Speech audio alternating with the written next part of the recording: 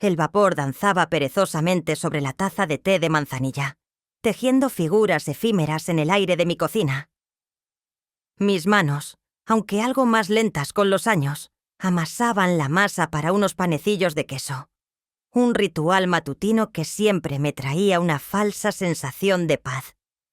Falsa, porque la paz en mi vida era tan esquiva como una mariposa en pleno invierno. Cada fibra de mi ser, cada suspiro, estaba impregnado de una ansiedad latente, una premonición de lo inevitable. Mis hijos, Fernando y Camila, junto a sus respectivas parejas, Isabel y Javier, eran como las mareas. Siempre regresaban, y casi siempre traían consigo una resaca de problemas y peticiones. Podía sentirlo en el aire, en el zumbido de mi nevera, en el trino persistente de los pájaros en el jardín que parecía burlarse de mi quietud. No era una simple intuición, sino la acumulación de décadas de patrones, de un ciclo interminable de dar y ellos de tomar. La memoria me asaltó, trayendo consigo el eco de una risa vacía. El mes pasado, mi cumpleaños 70. Lo había esperado con una mezcla ingenua de esperanza y cautela. Preparé mi pequeña casa, horneé mi pastel favorito y esperé. Las horas se arrastraron, pesadas y lentas. El teléfono permaneció mudo, ajeno a mi expectación. Nadie llamó. Nadie vino. Ni un simple mensaje de texto. Al día siguiente, Fernando me envió un audio. «Ay, mami, se nos fue la olla por completo. Isabel y yo estábamos con el proyecto, Camila con el viaje de Javier. 1000 perdones. Prometemos recompensarte». Y por supuesto, esa compensación nunca llegó. Ni siquiera un simple ramo de flores marchitas. Solo la burla silenciosa de mi propio corazón, que a pesar de todo, aún se atrevía a abrigar expectativas. Fue una puñalada helada, no por el olvido en sí, sino por la indiferencia flagrante que revelaba. La última vez que estuve resfriada, con fiebre alta, llamé a Fernando para pedirle que me comprara unas medicinas. Su respuesta fue un suspiro impaciente. «Mamá, estamos en una reunión importantísima. ¿No puedes pedirle al vecino?» El vecino, don Eduardo, un hombre de 86 años con movilidad reducida, fue quien finalmente me ayudó. Cada uno de esos pequeños incidentes, aparentemente insignificantes, se sumaban a una montaña de evidencia. Yo era, para ellos, poco más que un recurso, una máquina dispensadora de afecto y, sobre todo, de soluciones a sus problemas. Mis propios deseos, mis necesidades, mis dolores, eran invisibles bajo el brillo de sus ambiciones y su egocentrismo. Los panecillos ya estaban en el horno, desprendiendo un aroma reconfortante, cuando el timbre de la puerta irrumpió en el silencio, áspero y exigente. Mis hombros se tensaron. Ahí estaban. La tormenta no se anunciaba con truenos lejanos, sino con el tintineo hueco de un timbre de puerta. Respiré hondo, intentando que mis pulmones retuvieran un poco de esa efímera paz. Tenía que enfrentar lo que venía.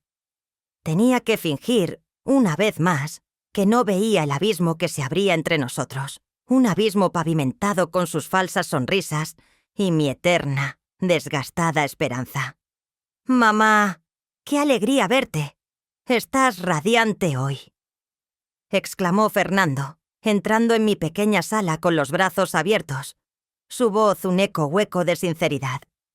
Isabel, su esposa, le siguió de cerca, con una sonrisa que no le llegaba a los ojos. «Regina, querida, qué gusto. Siempre tan impecable, ¿eh? Y qué bien huele aquí. Estás horneando tus famosos panecillos de queso». Camila y Javier los flanquearon, con el mismo repertorio de elogios prefabricados.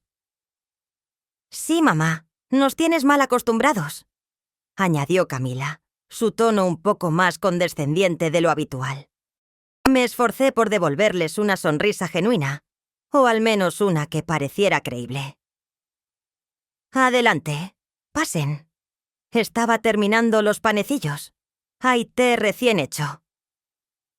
Se acomodaron en mi viejo sofá, que para ellos era demasiado pequeño y anticuado, y en las sillas de mimbre que adornaban mi sala, tan llenos de vida y de un cinismo que solo yo parecía percibir. Fernando carraspeó, un sonido que siempre precedía alguna gran revelación o petición. Mamá, la verdad es que... Bueno, tenemos algo importante que contarte. Algo que podría cambiar nuestras vidas. Y la tuya también, por supuesto. Isabel asintió con entusiasmo exagerado. Sí, Regina. Es una oportunidad de oro. Fernando ha estado trabajando sin descanso en esto. Es un proyecto de inversión para una nueva aplicación que revolucionará el mercado de las mascotas. Mi ceño se frunció ligeramente. Mascotas. Fernando había pasado de la inteligencia artificial a la robótica, luego a los bienes raíces y ahora a las mascotas. Cada proyecto había terminado en un sumidero de dinero y promesas incumplidas. ¿De mascotas?, pregunté, tratando de sonar interesada y no escéptica. Camila intervino, tomando la palabra de su hermano. Sí, mamá, pero no es cualquier aplicación. Es una plataforma integral para servicios veterinarios, peluquerías caninas a domicilio, paseadores de perros con GPS. Es el futuro. Y Javier, con su experiencia en marketing, ha visto el potencial. Es un nicho sin explotar, te lo juro. Javier, que hasta ahora había estado revisando su teléfono, levantó la vista y asintió gravemente. Absolutamente, Regina. Los estudios de mercado son abrumadores. Estamos hablando de cifras que... Bueno, de cifras que harían temblar a cualquiera. Solo necesitamos una pequeña inversión inicial para dar el salto. Ya tenemos a los desarrolladores, la estrategia de lanzamiento, todo listo. Mi corazón comenzó a latir con un ritmo ansioso. Ya sabía a dónde iba esto.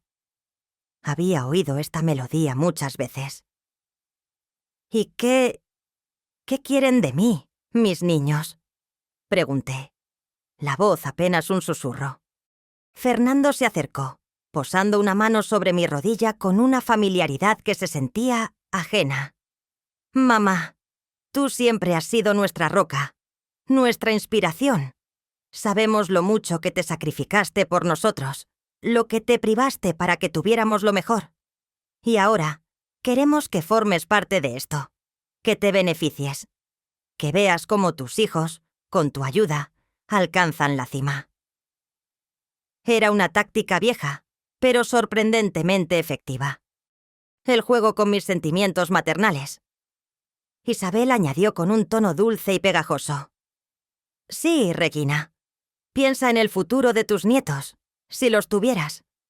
Aunque todavía no te hemos dado esa alegría, ya lo sé.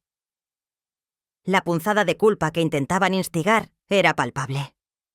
Camila, con su habitual pragmatismo, fue más directa. Mamá, la verdad es que necesitamos 50.000 euros. Sabemos que tienes esos ahorros de la venta del apartamento de la abuela. Sería una inversión mínima para un retorno gigantesco. Te prometemos que en menos de un año habrás duplicado tu dinero.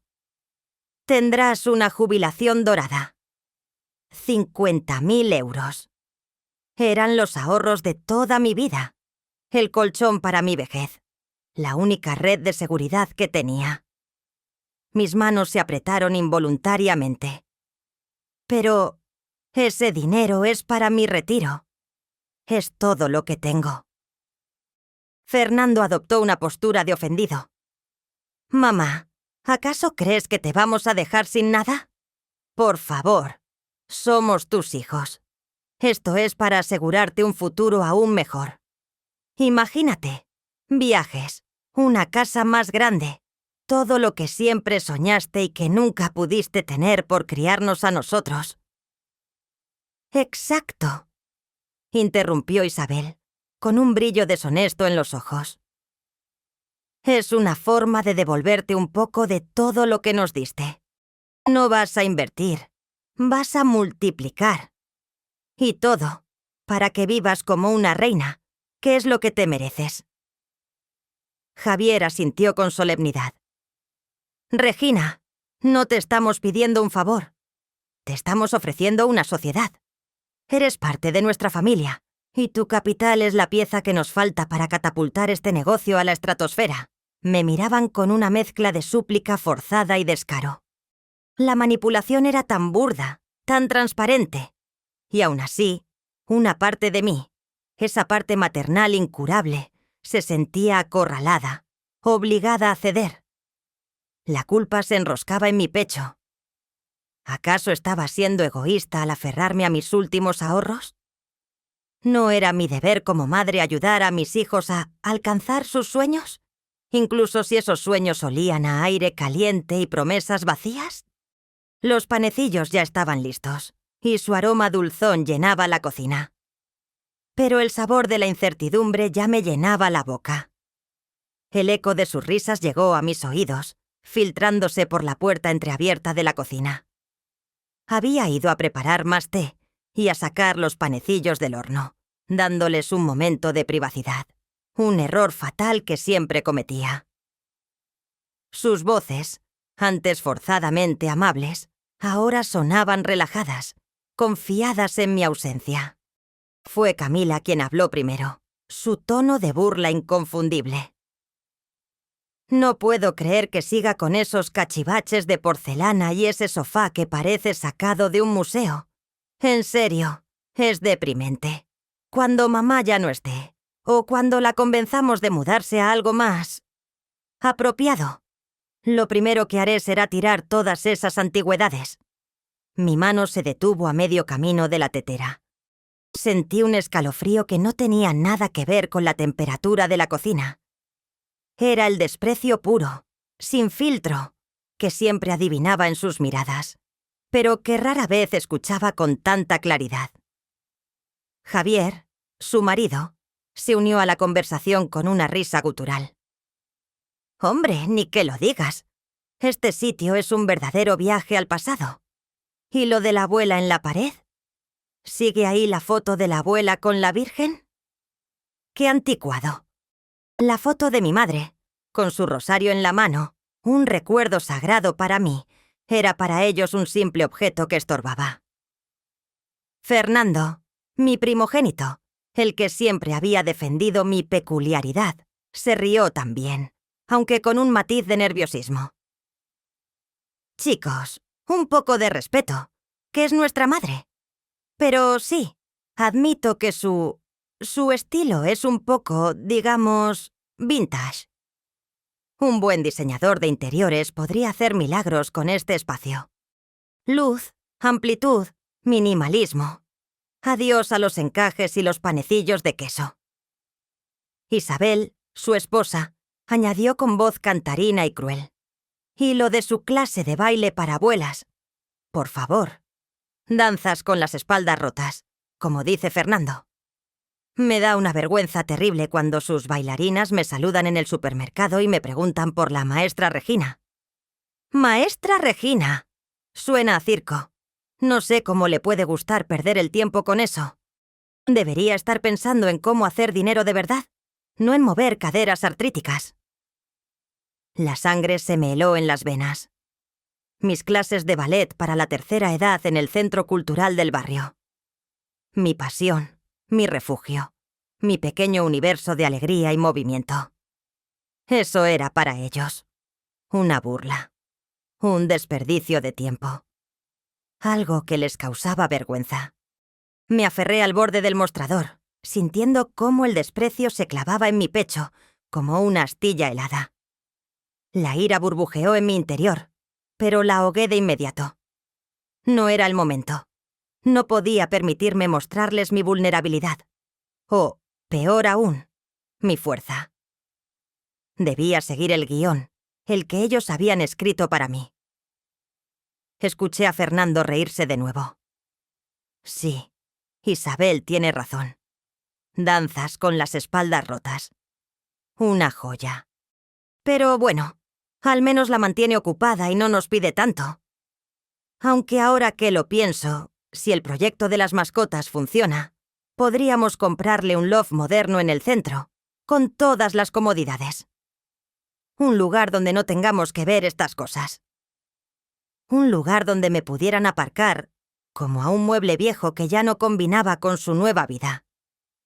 Un lugar donde no estorbara. Respiré hondo, contuve las lágrimas que amenazaban con desbordarse y regresé a la sala con los panecillos y el té. Mi rostro una máscara de calma. Aquí tienen mis niños, calientes y recién hechos. Disfruten. Sus sonrisas volvieron a ser amplias, sus ojos vacíos. El sabor amargo de la humillación se mezclaba con el aroma dulce de los panecillos que acababa de hornear. Un contraste cruel. Sus palabras, esas risas burlonas sobre mis danzas con las espaldas rotas y mi estilo vintage, resonaban en mi cabeza, martilleando la última pizca de mi autoengaño. Pero no era momento para el dolor. Era momento de actuar. O eso me repetía a mí misma, con la esperanza de que mi voz interna fuera más convincente que el eco de su desprecio. Lo hacen por el futuro de la familia. Me susurré una y otra vez, mientras mis manos temblaban ligeramente al servir el té. Debo ayudarles. Son mis hijos. Quizás esta vez sea diferente. Una mentira tan grande que casi se me atragantaba. Pero la idea de no ayudar, de no ser la madre abnegada que esperaban, era más aterradora que la perspectiva de perder mis ahorros. La manipulación había surtido efecto. La culpa y el deseo de ser valorada, aunque fuera por un instante, me empujaron al abismo. Asentí, con una sonrisa forzada, mientras Fernando y Camila exponían de nuevo las maravillas de su aplicación para mascotas. «Está bien», dije. Mi voz sonaba distante, casi ajena a mí misma. «Les ayudaré. Mañana iré al banco para transferirles el dinero». Sus rostros se iluminaron con una voracidad que apenas podían ocultar. Fernando me abrazó con una fuerza que parecía querer exprimir hasta la última gota de mi sacrificio. «Sabía que podíamos contar contigo, mamá.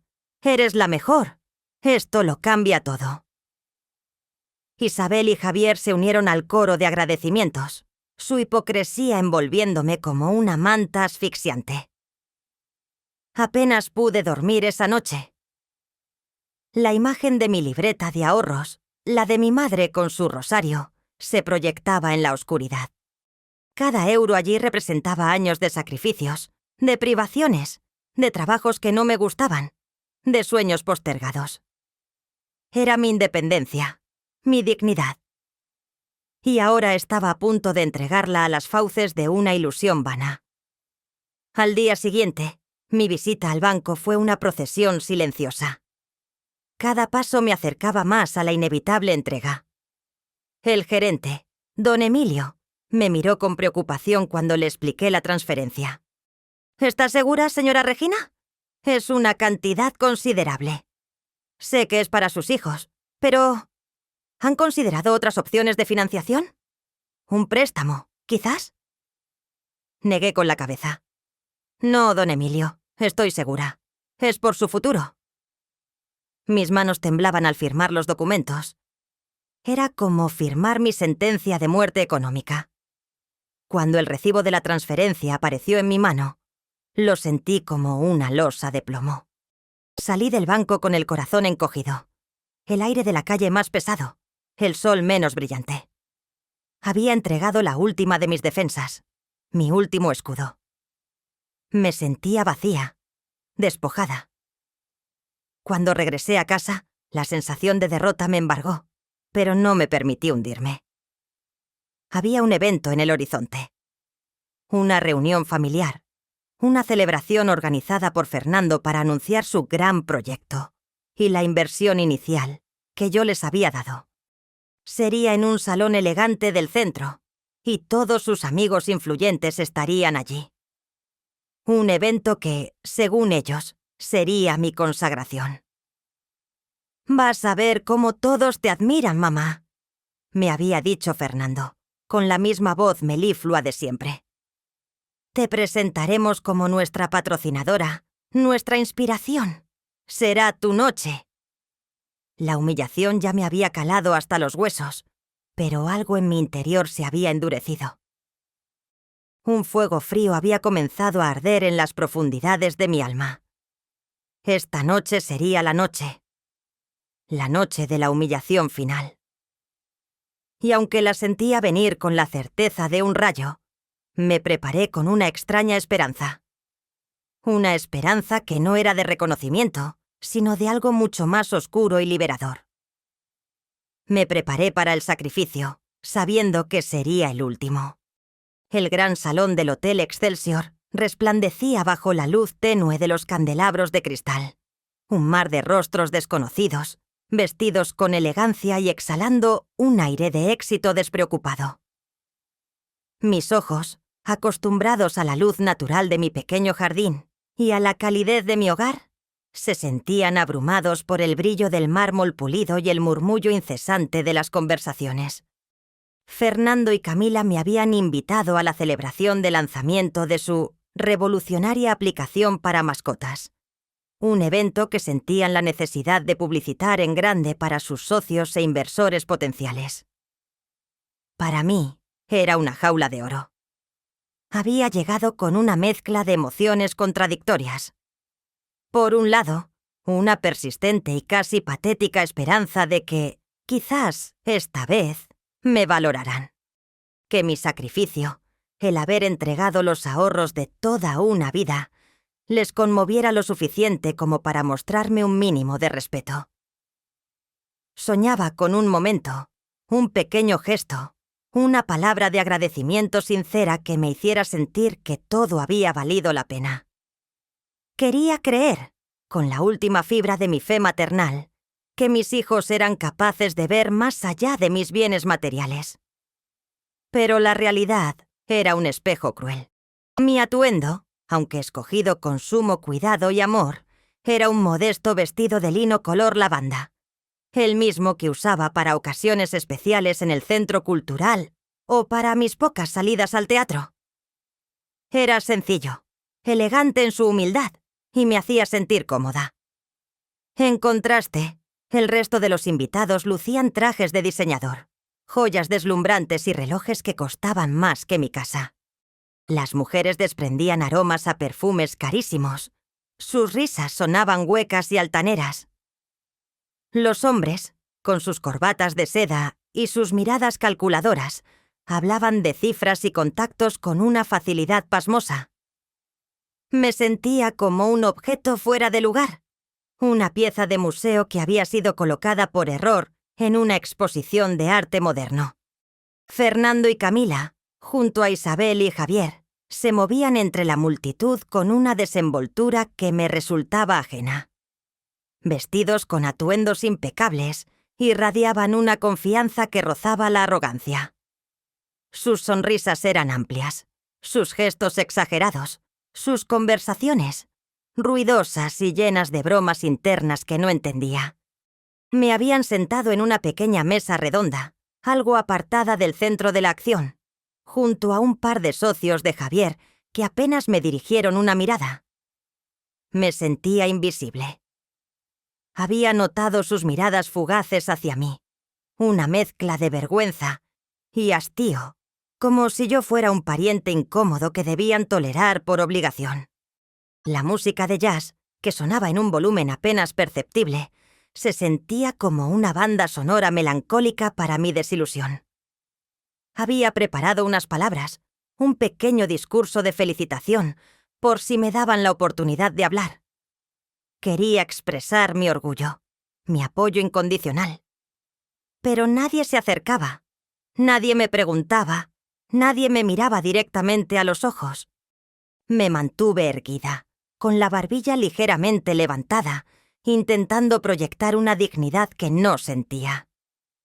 Mi mente vagaba hacia mis clases de ballet, hacia el brillo en los ojos de mis abuelas bailarinas cuando lograban un nuevo paso, hacia la alegría genuina que sentía al verlas moverse, libres y sin miedo al juicio. Esa era mi verdadera joya, mi verdadero lujo. Pero aquí, en este salón resplandeciente, era una extraña, una reliquia. Una mujer que había entregado todo por la esperanza de un reconocimiento que nunca llegaría. Los camareros pasaban con bandejas de champán y canapés exóticos.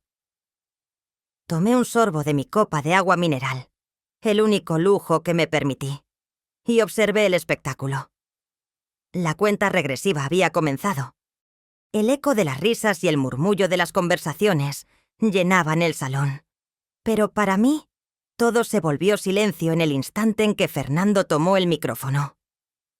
Había esperado este momento, no con anticipación, sino con una extraña mezcla de aprensión y resignación. Se subió al pequeño estrado improvisado, flanqueado por Camila, Isabel y Javier, todos con sonrisas idénticas y ensayadas. «Buenas noches a todos», exclamó Fernando, su voz amplificada por los altavoces, llenando cada rincón del vasto salón. «Es un honor tenerlos aquí esta noche, en el lanzamiento de lo que será el próximo unicornio tecnológico, Patitas al aire». Hubo aplausos educados, y yo desde mi mesa apartada me uní tímidamente. Mi corazón latía con fuerza, una mezcla de nerviosismo y una brizna de esperanza tonta. ¿Sería este el momento? Fernando continuó, la voz rebosante de falsa humildad.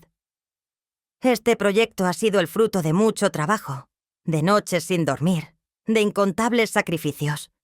Y no habría sido posible sin el apoyo de nuestros inversores, nuestros socios y, por supuesto, de nuestras familias.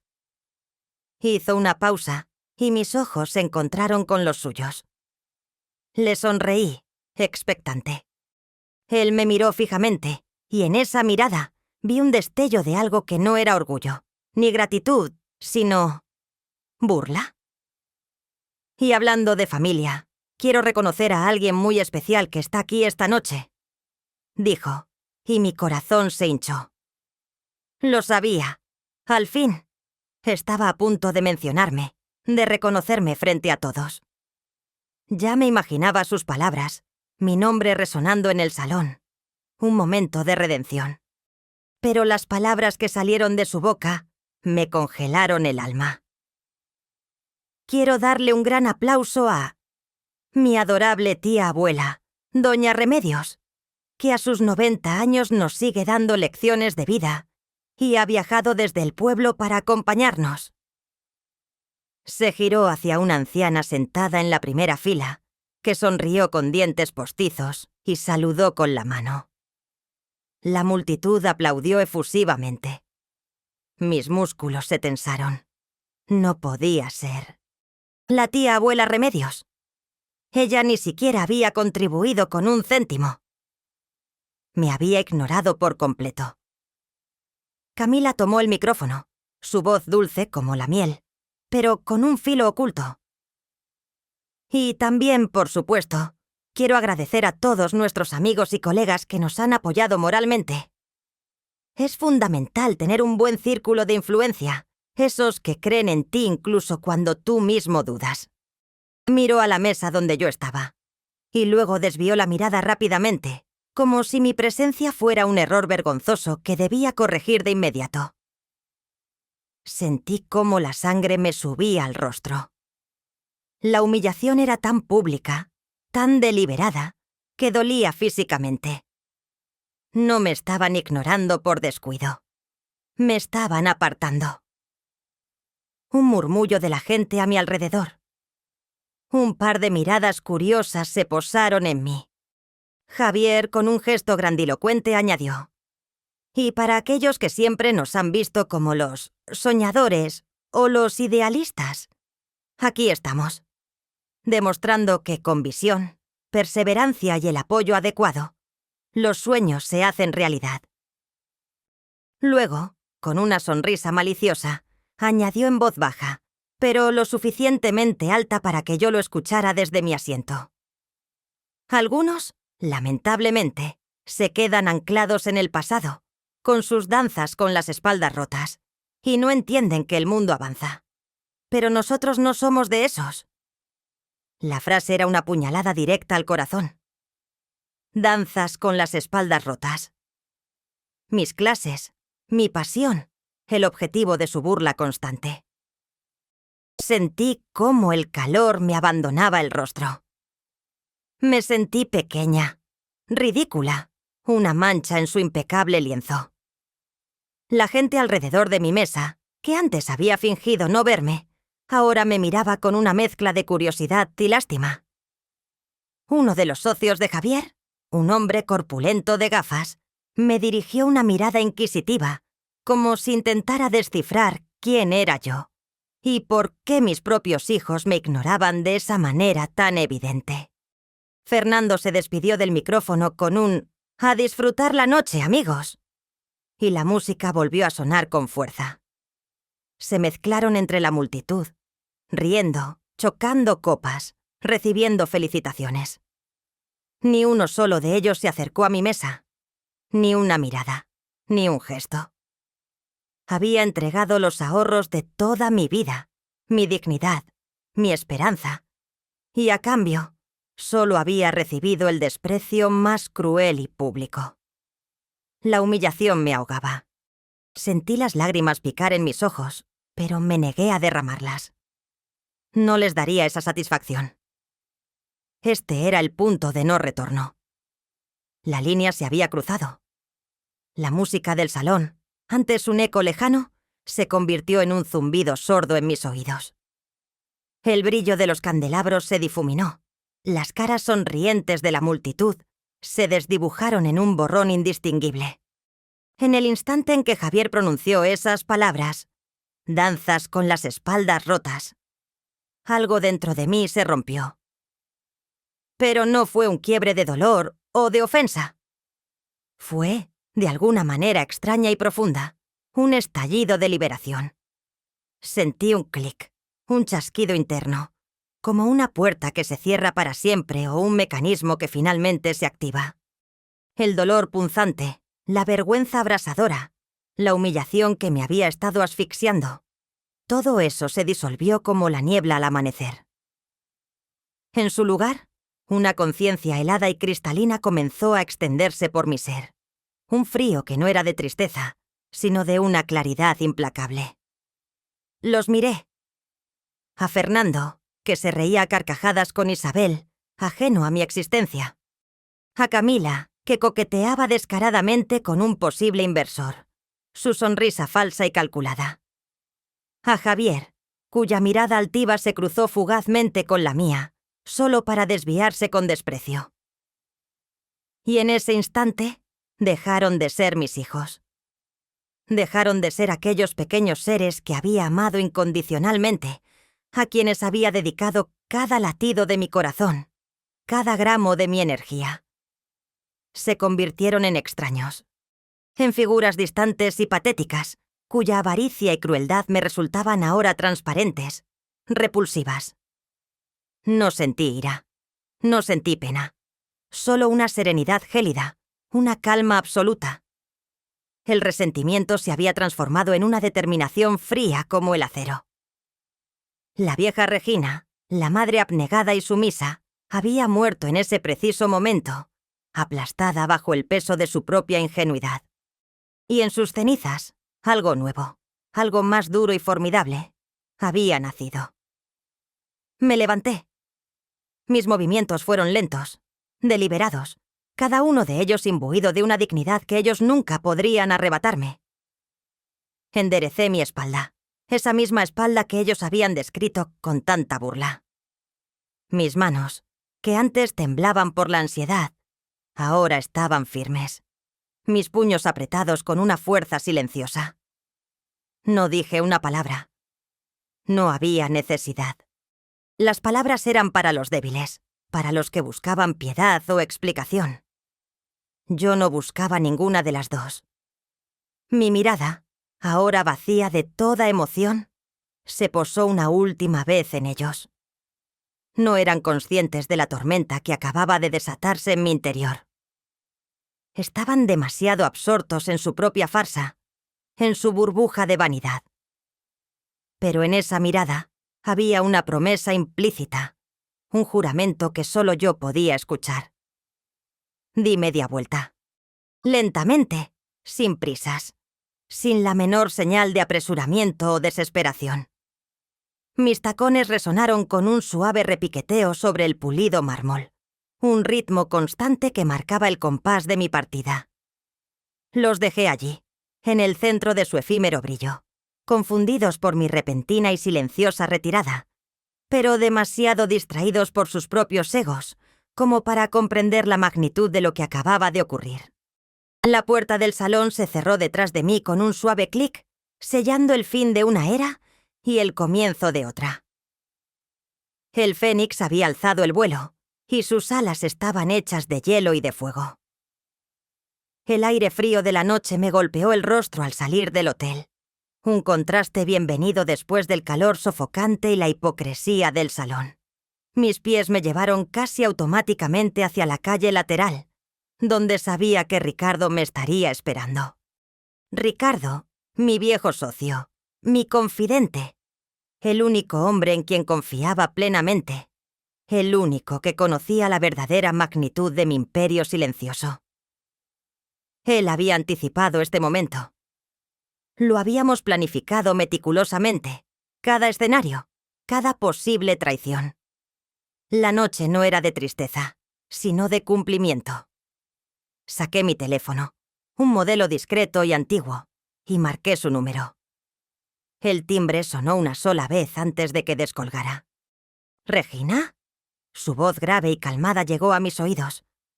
Sí, Ricardo, es la hora. Mi voz era un susurro helado, sin emoción, pero con una firmeza inquebrantable. Al otro lado de la línea hubo una breve pausa, apenas un latido. Sabía que él entendía. No necesitaba más palabras. Las habíamos dicho todas, una y otra vez, durante meses, incluso años. Era el código que habíamos acordado para el inicio del fin. Confirmado, dijo Ricardo con la misma calma. Todos los recursos están listos para ser desplegados. Cada pieza está en su lugar, esperando tu señal. El plan era tan intrincado como un ballet de alta precisión, y Ricardo era el director de orquesta. Había sido mi sombra, mi estratega silencioso, desde hacía mucho tiempo. Desde el día en que empecé a prepararme para esto, para la inevitable traición que presentía desde hacía años. Quiero que empieces con el bloqueo de sus cuentas secundarias. Ordené, mis palabras saliendo con la frialdad de un témpano. Que la primera mañana de su nueva riqueza sea una bofetada helada de realidad. Ricardo asintió mentalmente al otro lado del teléfono. Hecho. Los detalles financieros están atados y bien atados. La documentación está lista para ser presentada en cuanto amanezca. Habíamos construido esta opción de contingencia con la previsión de un ajedrecista experimentado. Todo lo que mis hijos me habían pedido, cada centavo, cada firma, cada inversión en sus supuestos proyectos, había sido monitoreado, analizado y redirigido sin que ellos lo supieran. El dinero que les había transferido, hoy, no había ido directamente a sus cuentas, sino a un fideicomiso controlado por Ricardo, desde donde se usaría para financiar la caída de sus propios negocios.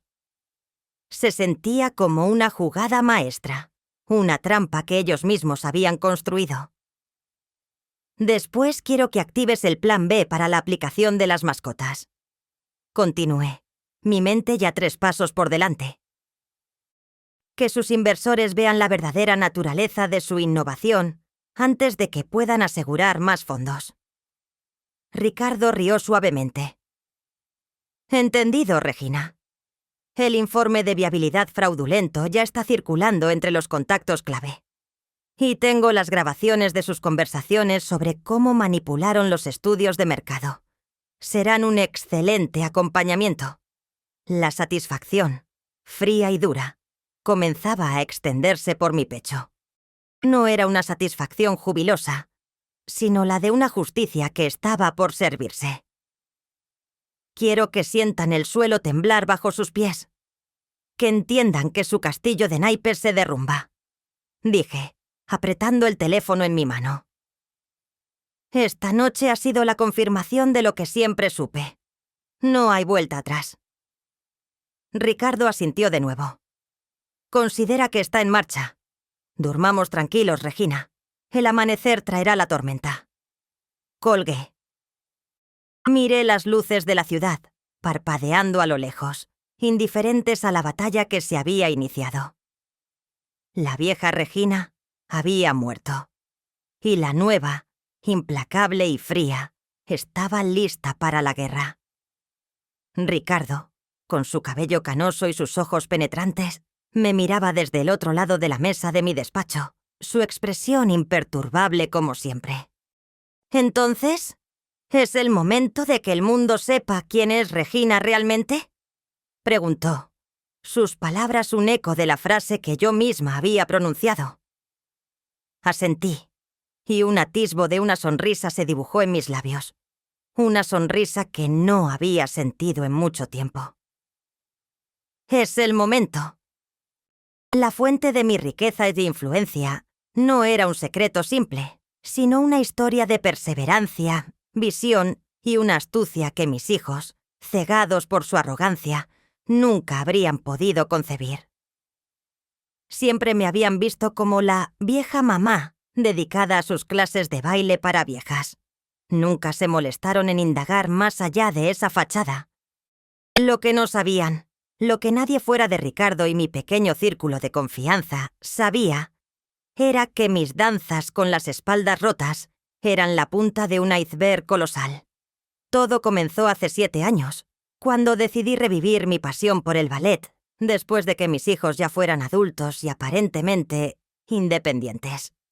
No solo empecé a dar clases en el centro cultural, sino que mi espíritu inquieto me llevó a investigar cómo la danza podía ser una herramienta terapéutica para la tercera edad. Me sumergí en estudios de kinesiología, neurociencia y fisioterapia adaptada, obteniendo certificaciones discretamente a distancia. Desarrollé un método de enseñanza innovador que combinaba movimientos de ballet clásico, adaptados con ejercicios de fortalecimiento muscular y equilibrio, y lo llamé Ballet para la Vida, Movimiento y Bienestar en la Tercera Edad. Mis clases, inicialmente pequeñas, comenzaron a crecer exponencialmente. La gente mayor, que antes se sentía relegada y olvidada, encontró en mi método una nueva vitalidad, una forma de reconectar con su cuerpo y su espíritu. Las historias de mis alumnos eran conmovedoras. Personas que habían perdido movilidad recuperaban la capacidad de caminar sin bastón. Otras que sufrían de depresión encontraban en la danza una alegría renovada. Fue un boca a boca imparable. Pero el verdadero punto de inflexión ocurrió hace 2 años. Sin decirles nada a mis hijos, inscribí a mi grupo de abuelas bailarinas, las Cisnes Plateadas, en el Concurso Nacional de Danza para Seniors, un evento que se televisaba en un canal de nicho. Lo tomamos como una aventura, una forma de demostrar que la edad no era una barrera para el arte y la pasión. Ganamos. No solo el primer lugar, sino el corazón de la audiencia.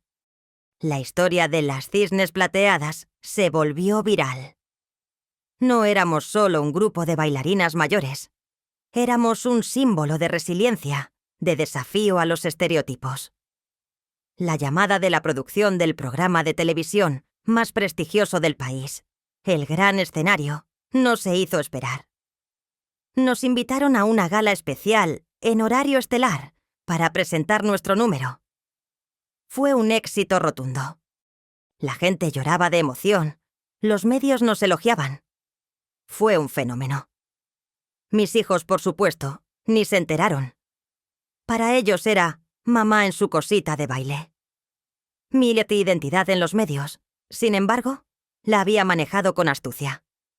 En las entrevistas, siempre me presentaba como Maestra Regina, la fundadora de Ballet para la Vida, evitando dar detalles personales o familiares. Mantener mi vida privada separada de mi vida pública fue clave. Tras el éxito televisivo, las oportunidades llovieron.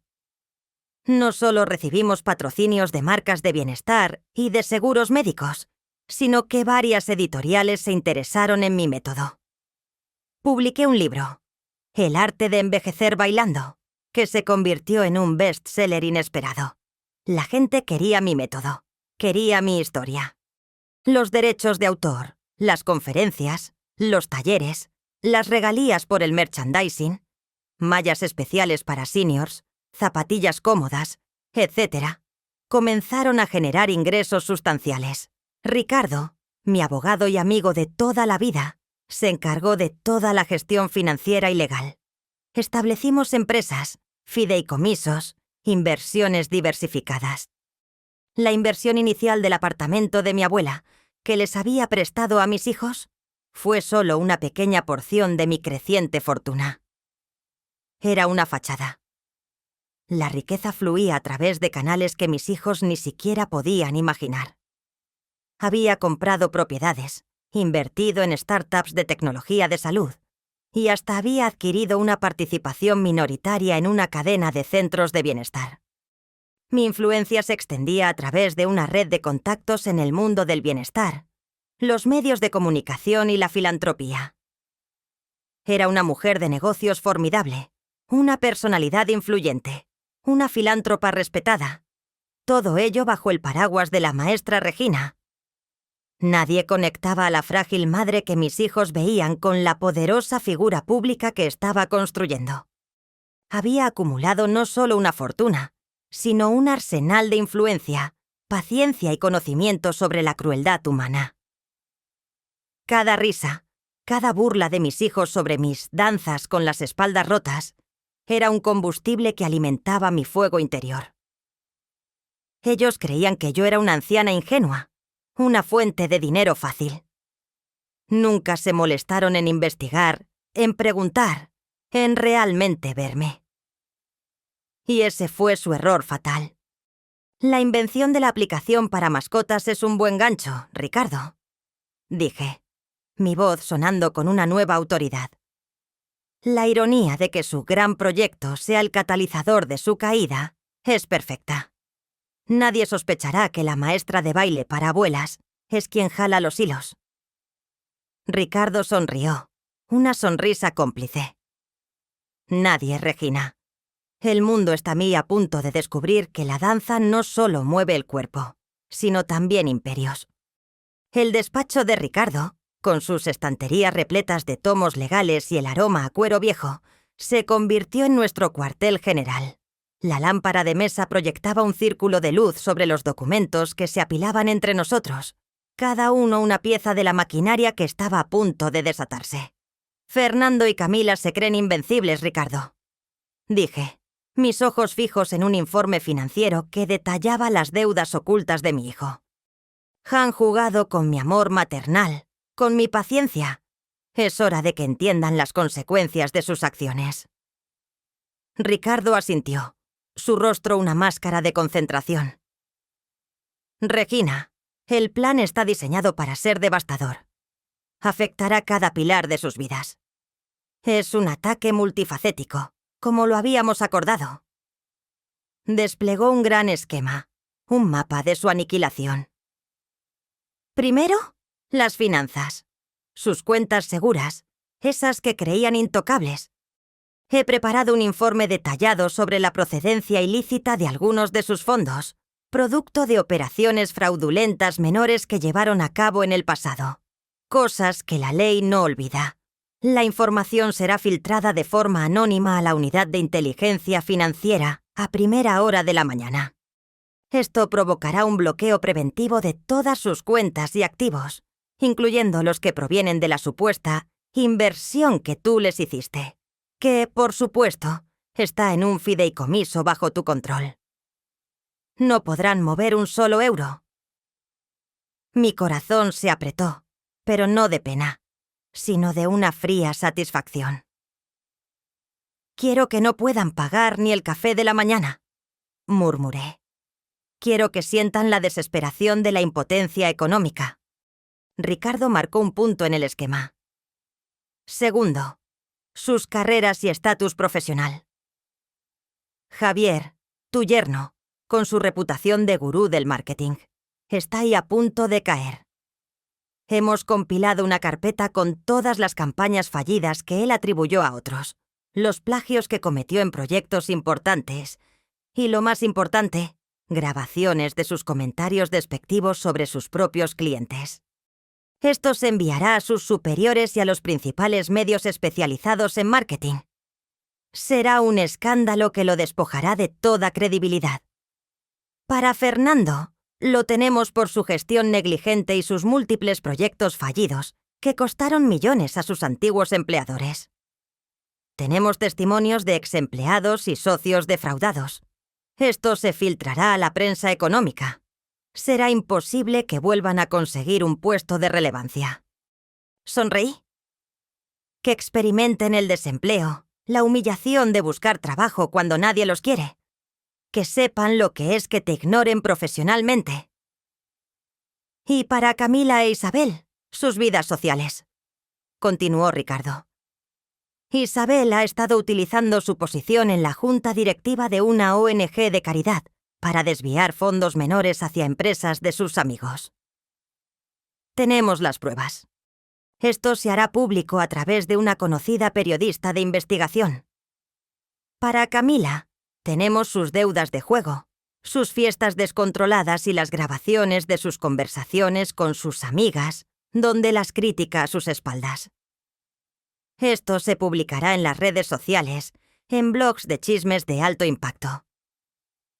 Quiero que se den cuenta de que sus amigos solo los valoraban por su dinero y su estatus. Dije, mi voz apenas un susurro. Que el aislamiento social sea tan doloroso como la ruina económica. Ricardo señaló el último punto del esquema. Y finalmente, el golpe mediático. Una vez que sus finanzas y sus carreras estén en ruinas y su reputación social esté por los suelos, llegará el momento de la verdad. Publicaremos tu historia. No como una víctima, Regina, sino como una mujer que, a pesar de haber sido traicionada, resurgió con una fuerza indomable. La historia de la maestra Regina, la bailarina de los seniors, que resultó ser una empresaria multimillonaria. Y lo haremos a través de los canales de comunicación más importantes, incluyendo el programa El Gran Escenario, donde tus cisnes plateadas se hicieron famosas. Mis ojos se encontraron con los de Ricardo. No quiero piedad, Ricardo. No quiero comprensión. Quiero justicia. Y quiero que su caída sea un ejemplo. Un recordatorio de que no se juega con la dignidad de una madre. Él asintió lentamente. Regina, el plan es impecable. Cruel, sí, pero impecable. El escenario está listo. La función principal está a punto de comenzar. El sol de la mañana se colaba por las rendijas de las persianas, anunciando un nuevo día que para mí era un presagio de triunfo. Y para ellos, el inicio del infierno. Desperté con una claridad mental inusual, una calma que hacía mucho tiempo no sentía. Pero para Fernando Edilique Isabel, la mañana siguiente al lanzamiento de su Patitas al aire, fue el primer acto de su pesadilla. Sonó mi teléfono. Era Ricardo. Regina, el plan ha comenzado a ejecutarse. La unidad de inteligencia financiera ha emitido las primeras notificaciones. Las cuentas principales de Fernando Telo e Isabel están congeladas. Las secundarias, bloqueadas. Sentí una punzada de algo parecido a la expectación. Años de humillación, años de invisibilidad, estaban a punto de ser vengados. Mientras tanto, en el apartamento de lujo que Fernando e Isabel se habían permitido con los supuestos ahorros de la abuela, la alarma del despertador sonó indiferente al caos que se avecinaba. Fernando se estiró perezosamente, bostezando. Isabel, cariño, voy a pedir el desayuno a ese sitio nuevo que probamos ayer. Hoy se celebra el éxito. Isabel asintió, aún medio dormida, mientras se acurrucaba bajo las sábanas de seda. Fernando tomó su teléfono, Abrió la aplicación de su banco y se dispuso a realizar el pedido. Sus ojos se abrieron desmesuradamente. No puede ser. La pantalla mostraba un mensaje inequívoco. Cuentas congeladas. Contacte a su banco. Fernando parpadeó, incrédulo. Intentó de nuevo. El mismo mensaje. Isabel, despierta. Nuestras cuentas están bloqueadas.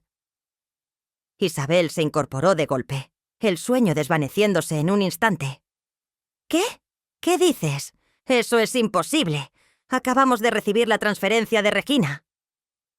Tomó su propio teléfono y revisó sus aplicaciones bancarias. Su rostro palideció. Es verdad, todas, hasta la de ahorros. No podemos acceder a nada. ¿Qué demonios está pasando? El pánico comenzó a extenderse en la habitación. Esto tiene que ser un error del banco, dijo Fernando intentando sonar seguro, pero su voz ya temblaba. Voy a llamar ahora mismo. No pueden hacernos esto. Tenemos el lanzamiento del siglo. Marcó el número de su gerente de banco, el mismo al que había tratado con condescendencia en innumerables ocasiones. La voz de la gerente sonó fría y oficial. Señor Fernando, sus cuentas han sido congeladas por orden judicial. Hay una investigación en curso relacionada con el origen de algunos fondos y posibles actividades ilícitas. No puedo darle más información. Tendrá que contactar con la unidad de inteligencia financiera. Su abogada ya ha sido notificada. La mandíbula de Fernando cayó. ¿Actividades ilícitas? ¿De qué habla? Esto es un error garrafal. Yo soy Fernando. El de patitas al aire. Tengo un lanzamiento hoy. La gerente colgó sin más explicaciones. Mientras tanto, en la casa de Camila y Javier, la escena era similar. Javier intentaba pagar el café matutino con su tarjeta de crédito. Transacción denegada. La máquina escupió el recibo. Esto es ridículo. Probablemente un fallo de la red. Masculló, intentando de nuevo con otra tarjeta. La misma respuesta. Camila, algo anda mal. Mis tarjetas no funcionan. Camila, que ya estaba en su ordenador revisando los últimos correos del proyecto, abrió su aplicación bancaria. Javier, las cuentas están a cero. No hay nada. Todo está bloqueado. ¿Dónde está el dinero de mamá? ¿Acababa de llegar ayer? Sus voces de pánico se mezclaban. ¿Pero cómo es posible? Esto es una locura. ¿Quién nos ha hecho esto? Gritó Javier, golpeando la mesa con el puño. El brillo de la noche anterior se había desvanecido, reemplazado por la cruda realidad. La ostentación, la arrogancia, todo se desmoronaba ante la imposibilidad de pagar el desayuno. El golpe financiero había sido certero. Habían caído en la primera trampa, y ni siquiera se imaginaban quién había jalado los hilos. La conmoción por el bloqueo de sus cuentas aún resonaba en sus mentes cuando el siguiente golpe llegó. No fue un estruendo, sino un goteo constante que erosionaba sus cimientos profesionales. Fernando fue el primero en sentirlo. Su teléfono vibró con una llamada de su jefe, el influyente señor Benavides, un hombre al que Fernando había admirado y temido por igual. La voz de Benavides era inusualmente fría, carente de su habitual cordialidad. Fernando, necesito que vengas a mi oficina. Ahora mismo. El tono no admitía discusión. Fernando llegó a la espaciosa oficina de su jefe, sintiendo una punzada de ansiedad. Benavides estaba sentado detrás de su imponente escritorio de caoba, con una tableta en sus manos, su rostro serio. Toma asiento, Fernando. Tenemos que hablar. Benavides deslizó la tableta sobre la mesa. En la pantalla un correo electrónico anónimo con una serie de archivos adjuntos. Fernando, esta mañana recibimos esto. Contiene información bastante comprometedora. relacionada con tus proyectos anteriores, los que abandonaste abruptamente, y algunas, digamos, irregularidades en los reportes de rendimiento. Fernando sintió un nudo en el estómago. Señor Benavides, no sé de qué me habla. Todo lo que he hecho siempre ha sido transparente y conforme a las normas. Esto debe ser un ataque de la competencia. Benavides lo miró fijamente. ¿Un ataque de la competencia? ¿Y la grabación de tu llamada telefónica con el señor Gutiérrez, donde lo culpas por el fracaso del proyecto de robótica, a pesar de que los informes demuestran que el error fue tuyo? ¿Y estos recibos de gastos que no cuadran con tu presupuesto asignado? El rostro de Fernando palideció. Esas eran cosas que creía enterradas, olvidadas. Cosas que solo su círculo más cercano, y en ocasiones, su madre, conocían. ¿Quién había filtrado eso? Fernando, eres un hombre con talento, pero tu historial, bueno, digamos que tiene algunos puntos oscuros que desconocíamos por completo. Lamentablemente, dada la sensibilidad de tu posición y el impacto que esto podría tener en la reputación de la empresa, hemos tomado una decisión. Estás despedido. Con efecto inmediato. El aire se le fue de los pulmones. ¿Despedido? Pero, señor Benavides, el proyecto Patitas al aire. Tenemos un lanzamiento mundial. No puede hacerme esto. Benavides levantó una ceja. Ya me enteré de tu nuevo emprendimiento, Fernando. Buena suerte con eso. Pero aquí, tu tiempo ha terminado. Fernando salió de la oficina de Benavides con la cabeza gacha, sintiendo el peso de la humillación. Su carrera, construida sobre promesas vacías y la manipulación, se había derrumbado en cuestión de minutos. Para Javier, la situación fue igualmente brutal. Su jefe, el director creativo de la agencia de publicidad más prestigiosa de la ciudad, lo llamó a su oficina con una expresión de absoluto desdén. Javier, me llegó esto esta mañana. Un informe anónimo, pero extremadamente detallado, sobre tu creatividad. El director deslizó una tableta. En la pantalla, comparaciones lado a lado de campañas originales de Javier y campañas extranjeras casi idénticas que él había plagiado. Y lo peor, grabaciones de Javier criticando el mal gusto de un cliente importante. Este cliente es nuestro mayor ingreso, Javier. Y que tú lo llames viejo decrépito con dinero fácil. Es inaceptable. Tu comportamiento y tu falta de ética han sido expuestos. Estás fuera. Tu reputación en esta industria está terminada. No solo te despedimos, sino que nos aseguraremos de que nadie te contrate en este sector. La voz de Javier apenas era un hilo. Pero mi carrera, mi prestigio. Su jefe soltó una risa bien amarga. ¿Prestigio? El prestigio se gana con talento y honestidad, Javier, no con plagios y desprecio. Camila e Isabel también enfrentaron sus propias caídas. Camila, en su puesto de consultora de imagen, recibió un correo electrónico masivo de sus clientes, cancelando sus contratos, después de que circulara un video de ella, riéndose de los problemas de gusto de sus clientas más fieles. Isabel, en la ONG, fue confrontada con pruebas de desvío de fondos. No hubo despidos públicos, pero fueron obligadas a renunciar bajo la amenaza de demandas millonarias. El fin de sus carreras. El desprecio de sus empleadores. La desesperación era un pozo sin fondo, y apenas estaban empezando a caer. La humillación en sus lugares de trabajo y el pánico por el bloqueo de sus cuentas eran solo el preámbulo. La verdadera estocada llegaría con el aislamiento social, el desmoronamiento de su burbuja de privilegios. Mis hijos y sus cónyuges, acostumbrados a moverse en círculos de amigos influyentes, inmediatamente recurrieron a ellos en busca de ayuda, de una palabra, de una solución. Fernando, con su teléfono pegado a la oreja, intentó contactar a Marcos, un socio inversor que siempre le había abierto puertas.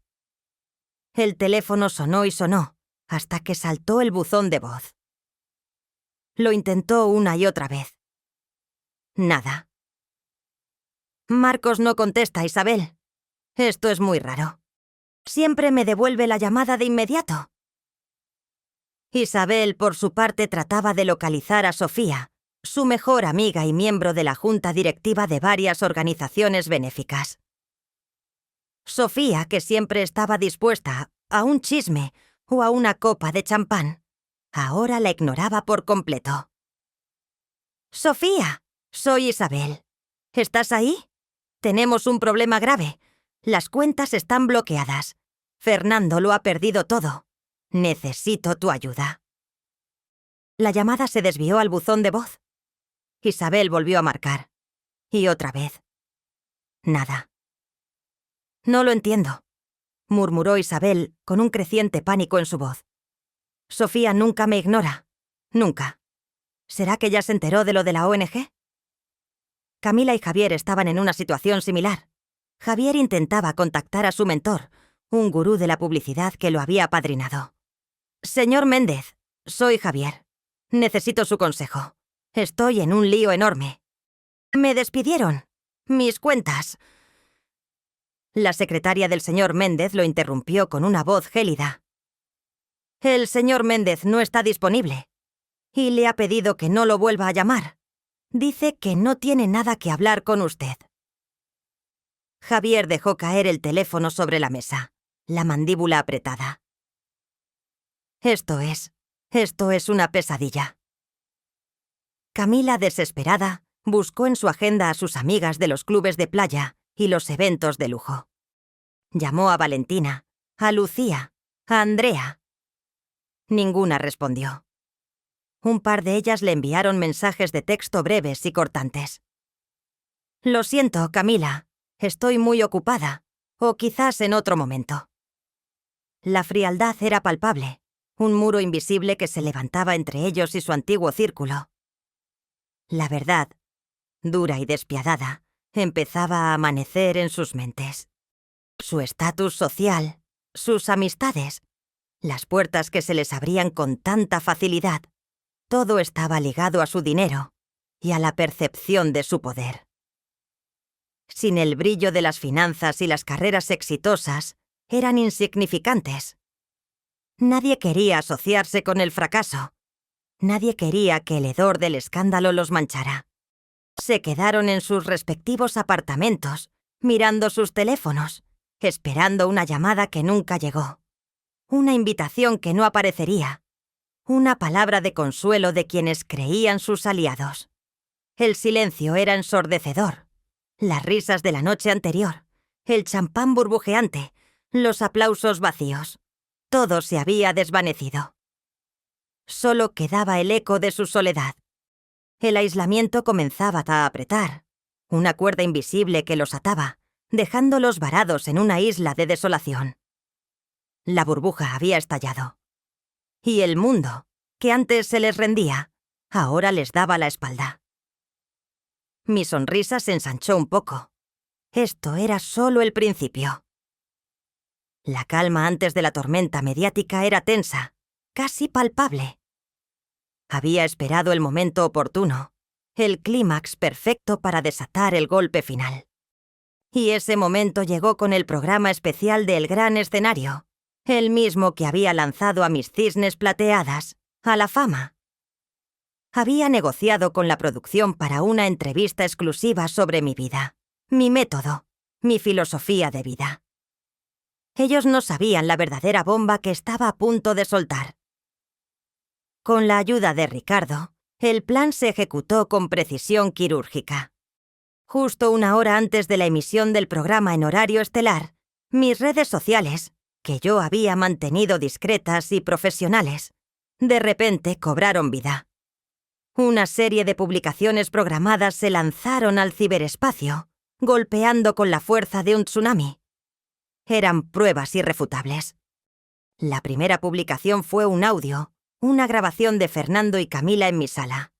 El día que me pidieron el dinero, con sus risas y comentarios despectivos sobre mis danzas con las espaldas rotas y mi casa anticuada.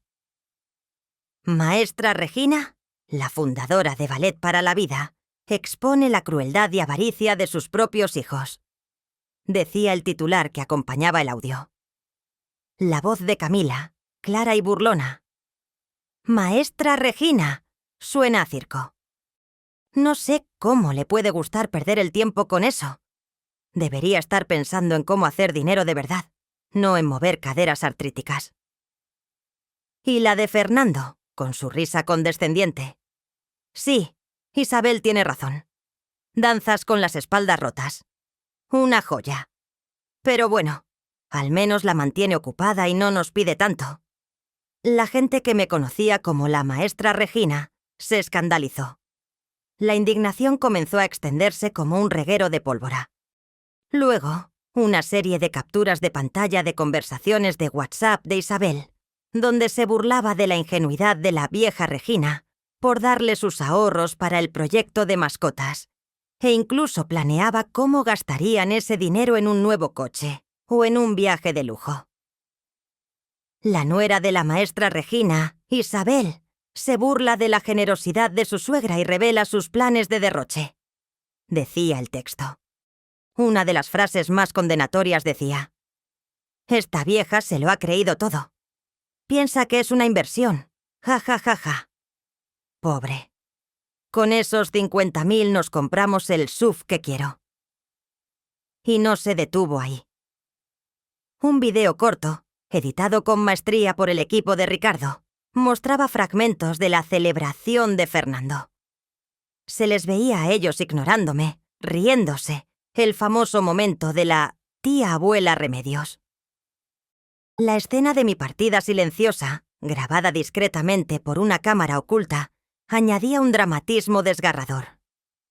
Humillación pública.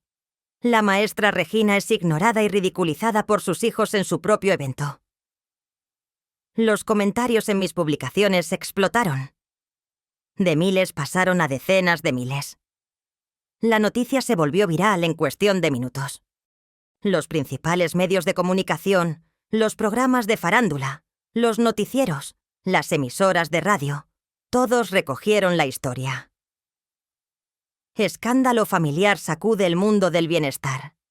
La maestra Regina revela la verdad detrás de su aparente docilidad. Las cadenas de televisión interrumpieron sus programas regulares con flashes informativos. Mi nombre, antes asociado solo con la danza y el envejecimiento activo, ahora era sinónimo de traición y venganza.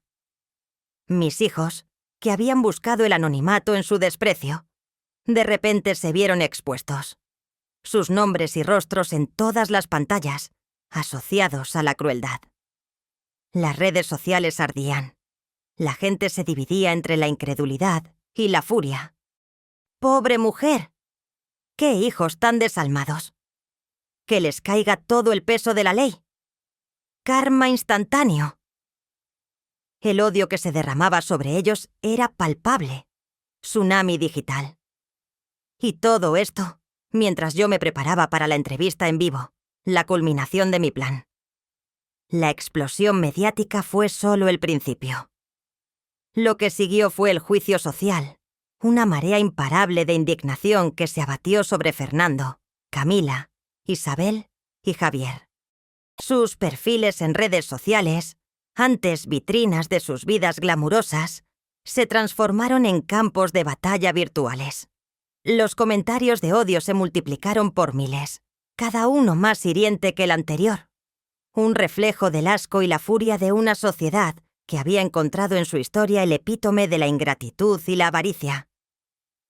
En la cuenta de Instagram de Fernando, junto a una foto de su último viaje a la nieve, se leía: «Hipócrita. ¿Así que te vas de vacaciones con el dinero de tu madre mientras ella baila con espaldas rotas? ¡Qué vergüenza de hijo!». Otro usuario comentaba: «Un fracasado que vive de su madre. ¡Patético! Tu patitas al aire va a ser un negocio de mierda, igual que tú». Las publicaciones de Camila en su blog de moda, que antes recibían cientos de «me gusta», y comentarios de admiración. Ahora estaban inundadas de mensajes como: presumida y sin escrúpulos. Ni toda la ropa de marca del mundo puede ocultar tu podredumbre interior. Tu madre te dio la vida y tú la humillas. Eres un parásito. Incluso sus fotos de la infancia, publicadas por ellos mismos para dar una imagen de familia feliz, se llenaron de comentarios como: ¿en esta foto ya planeabas cómo sacarle el dinero a tu madre? Isabel, la filántropa, vio cómo su reputación se desmoronaba. En la página de la ONG a la que pertenecía, que antes la elogiaba, ahora había comentarios como: ladrona, usas la caridad como fachada para robar. La maestra Regina es 1000 veces más digna que tú. Devuelve lo que robaste, víbora. Un comentario particularmente mordaz decía: parece que a esta señora se le rompió la espalda de tanto cargar con el peso de la vergüenza de sus hijos. Y Javier, el visionario, fue blanco de burlas implacables en Twitter. Javier el plagiador. Desalmado del marketing. Un fraude total. Esos estudios de mercado de patitas al aire deben haber salido de tu imaginación perversa, igual que tu respeto por tu suegra. La ola de odio no se limitó a las redes. Sus antiguos amigos y colegas, aquellos que los habían ignorado días antes, ahora renegaban públicamente de ellos. En el chat de un grupo de WhatsApp de emprendedores, al que pertenecían Fernando y Javier, que antes estaba lleno de sus bravatas, ahora se leía: no puedo creer que alguna vez los consideramos colegas. ¡Qué vergüenza ajena! Mejor que ni se les ocurra aparecer por aquí. Una influencer conocida, que había sido amiga de Camila, publicó un video en su canal de YouTube declarando: nunca me asocié con esa gente. Siempre supe que eran pura fachada. El verdadero éxito se construye con valores, no con el sufrimiento de una madre. La condena social era abrumadora, asfixiante. Sus nombres se habían convertido en sinónimo de traición, avaricia y desprecio. No podían ir a ningún lado sin sentir las miradas de juicio, las risas ahogadas, los susurros de condena. El mundo, antes a sus pies, ahora les escupía. La reputación, ese bien intangible que tanto habían cuidado, se había hecho añicos en un instante. Y mientras ellos se ahogaban en el fango de la reprobación pública, yo me preparaba para el último acto de mi venganza, para el gran escenario. Mientras el torbellino de la condena social los arrastraba, observé desde la distancia, con una frialdad casi científica. Habían caído en las profundidades de la desesperación, tal como lo había planeado. Era el momento de la invitación a la ejecución, el último eslabón de la cadena. Cogí mi teléfono y marqué el número de Fernando. Sonó unas cuantas veces antes de que una voz ronca y quebrada respondiera. «¿Mamá?», dijo Fernando. Su voz sonaba irreconocible, marcada por la angustia y el insomnio. Era la primera vez que me llamaba en días, no para pedirme algo, sino con un atisbo de temor. «Fernando», dije, mi voz serena y sin inflexiones, cada palabra elegida con precisión. «Necesitamos hablar. Tú, Camila, Isabel y Javier, los 4. Hubo un silencio pesado al otro lado de la línea. «¿Hablar? ¿De qué, mamá? ¿De todo esto que está pasando? Nos estás destrozando. No entendemos por qué nos haces esto». Su voz se quebró al final, una mezcla de súplica y acusación. «No es una discusión, Fernando. Es una reunión. Estoy dispuesta a escucharlos, una última vez. Quiero que me expliquen por qué hicieron lo que hicieron». Fingí un atisbo de apertura, una pequeña rendija de esperanza que ellos, desesperados, no dudarían en atravesar. «¿Escucharnos? ¿De verdad?», preguntó Fernando con un hilo de esperanza en su voz. «Sí, pero será en un lugar neutral. Un lugar donde podamos tener una conversación civilizada y sin interrupciones.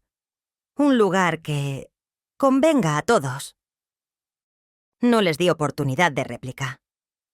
Los espero mañana al mediodía, en los estudios de televisión del Gran Escenario. Sala de reuniones A, tercer piso. Estén a tiempo. Y colgué antes de que pudieran protestar o preguntar. Sabía que la mención de los estudios de televisión no los asustaría. Para ellos, esos estudios eran el epítome del éxito, del brillo mediático al que siempre aspiraban. Pensarían que había conseguido una sala privada para la reunión. Quizás incluso que querría disculparme, o peor aún para ellos, negociar. La desesperación los llevaría directamente a mi trampa. El anzuelo estaba puesto. La carnada era la promesa de una última oportunidad para justificarse, para salvar lo poco que les quedaba. Era la invitación a su propio juicio final. Y yo, Regina, la maestra de baile para abuelas, sería la jueza, el verdugo y el público.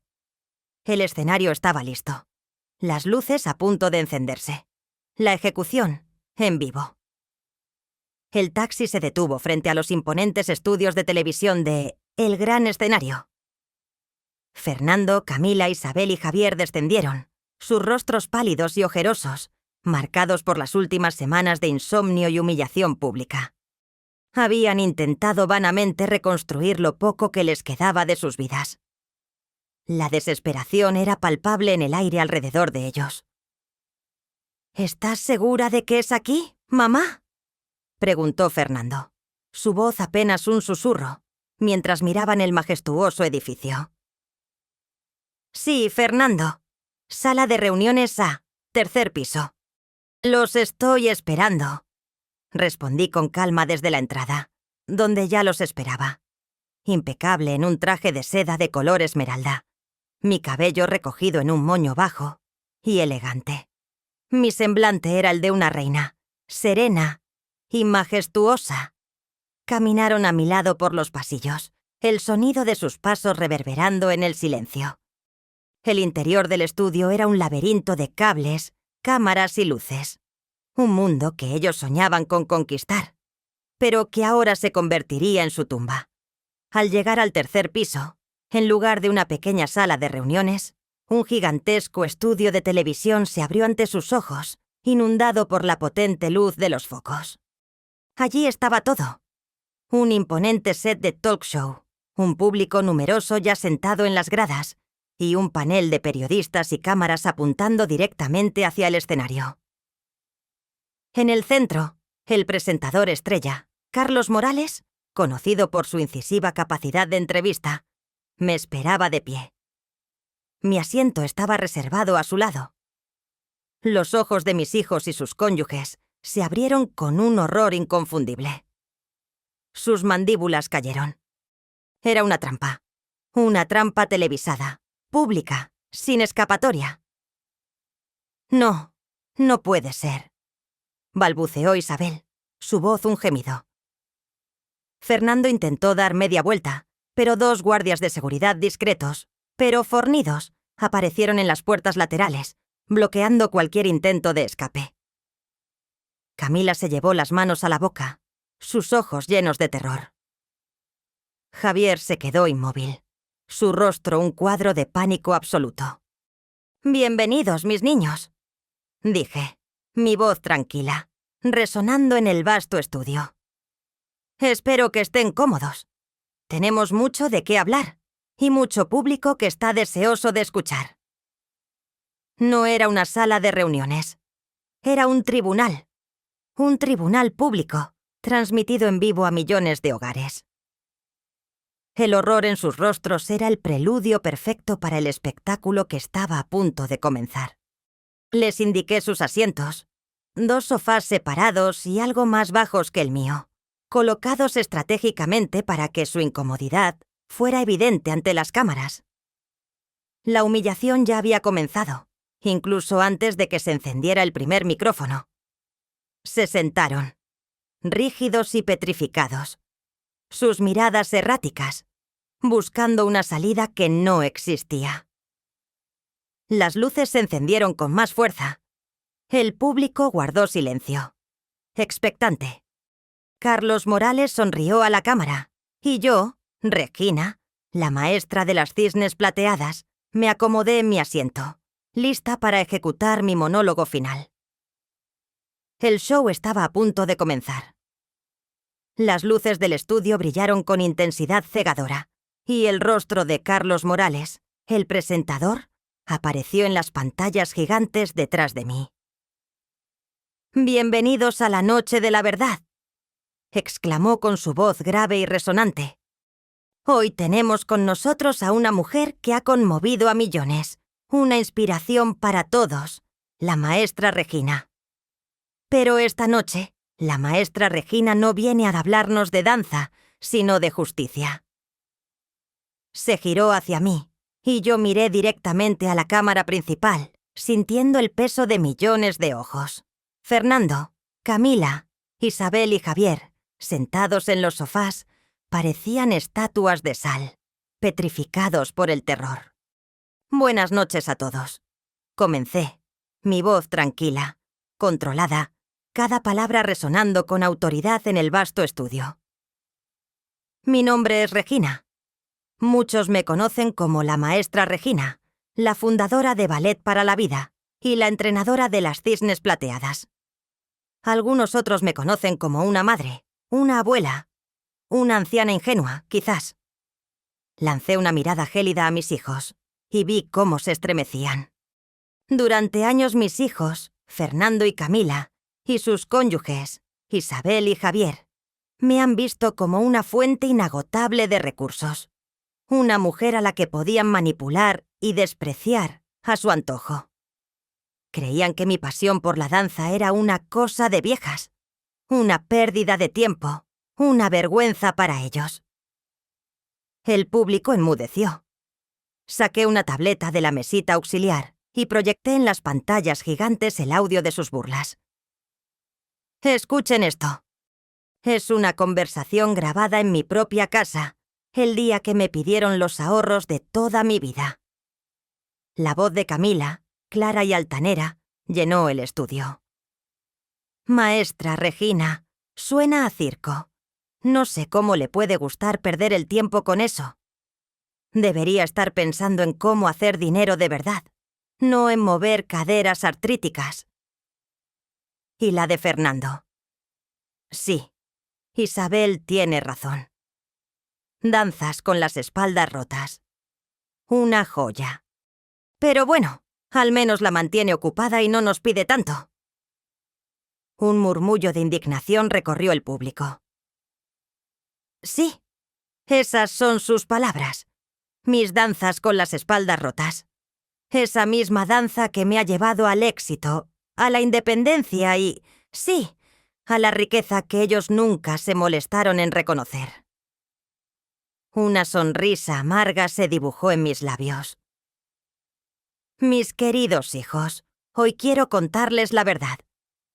La verdad sobre mí. Y la verdad sobre la trampa en la que cayeron». Proyecté en las pantallas las portadas de mis libros, las fotos de mis seminarios internacionales, los recortes de prensa que hablaban de mi fundación y mis inversiones en bienestar.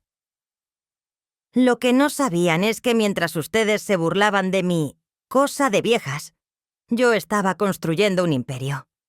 Mi método de ballet para la vida no solo ganó un concurso nacional, sino que se convirtió en un fenómeno global. Mis libros son bestsellers. Mi fundación ayuda a miles de personas mayores en todo el mundo. Y mis inversiones, Ricardo puede confirmarlo, ascienden a millones. El dinero que ustedes pensaron que me habían arrancado para su fraudulenta aplicación de mascotas, ese dinero nunca fue suyo. Está en un fideicomiso bajo mi control y será donado en su totalidad a organizaciones que apoyan a personas mayores. Los rostros de mis hijos eran un poema de horror. Sí, Fernando.